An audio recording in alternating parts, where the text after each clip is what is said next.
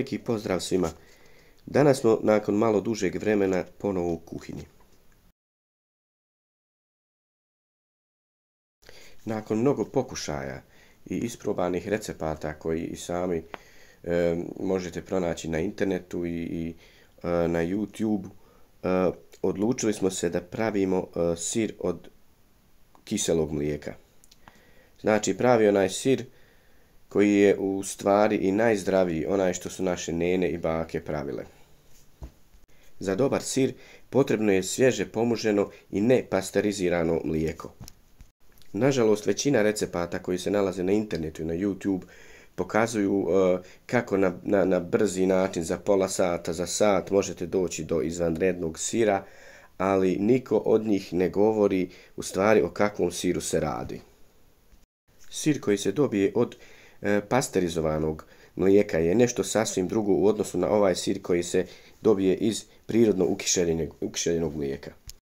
Proces pasterizacije mlijeka dobija se na taj način što mlijeko zagrijavamo do 72 stepena Celzijusa i više, te na taj način uništavaju se patogene bakterije.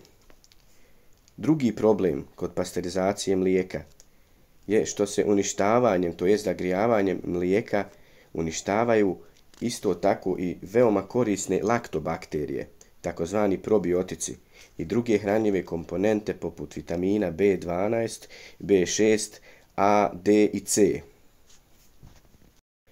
Pasterizirano mlijeko deklarisano je u trgovinama kao svježe mlijeko koje kratko traje i mora se držati u frižideru. Ono kad dođete u trgovinu i vidite da neko mlijeko da se nalazi u frižideru, a ne nalazi se tamo na ovim policama.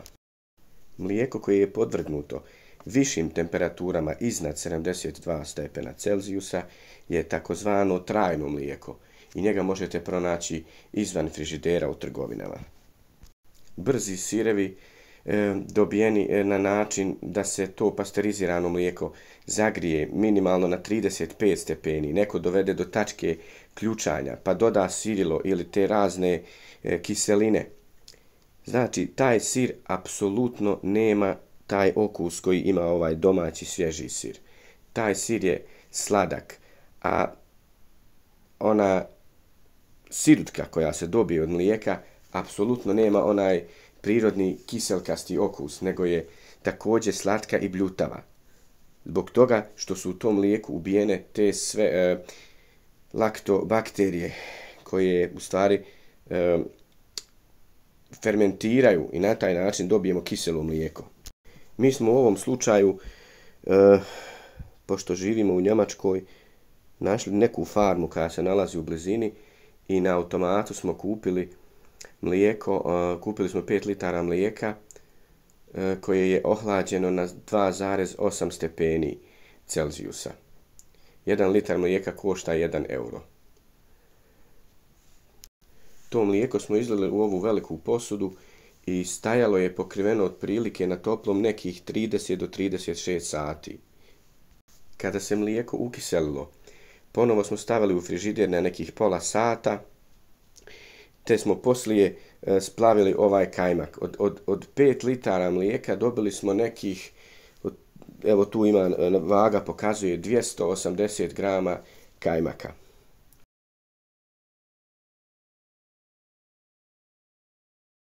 Nakon toga smo ovo ukiseljeno mlijeko stavili na šporet i na skroz laganu temperaturu, znači nikako da ne prelazi nekih 35 stepeni, ostavite malo duže vremena, isjekli smo na kocke da bi se u toj smjesi odvojila sirutka od sira.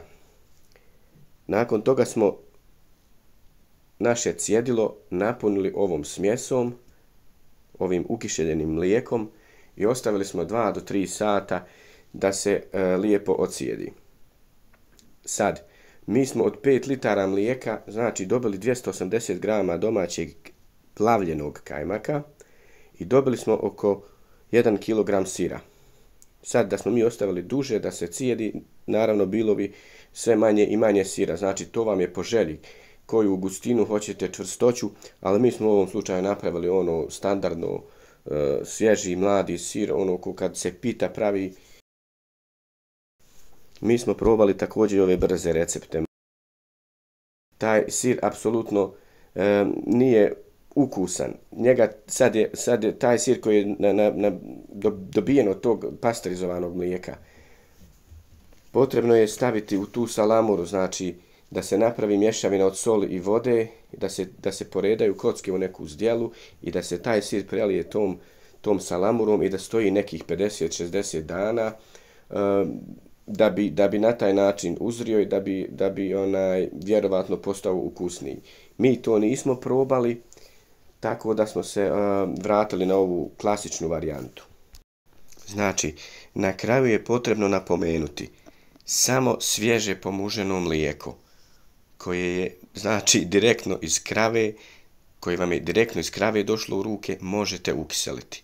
Pasterizovano, homogenizirano mlijeko koje je zagrijavano i u kojemu su, znači, kao što sam na početku videa rekao, pored patogenih ubijene i laktobakterije, takozvani probiotici. Ne možete i nemojte pokušavati da ukiselite, da ostavljate na toplom, trajaće danima i neće se ništa dogoditi.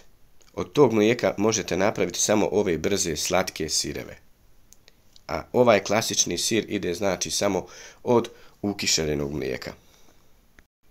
Sve ovo i mnogo više od ovog stoji na internetu, možete pročitati koje su nuspojave, koje štete vam nanosi to pasterizovano mlijeko. Tako da vas ja ne bi dalje gnjavio, nadam se da ćete i da ste uživali u ovom mom videu. Pretplatite se besplatno na naš kanal. Veliki pozdrav i svako dobro vam želim.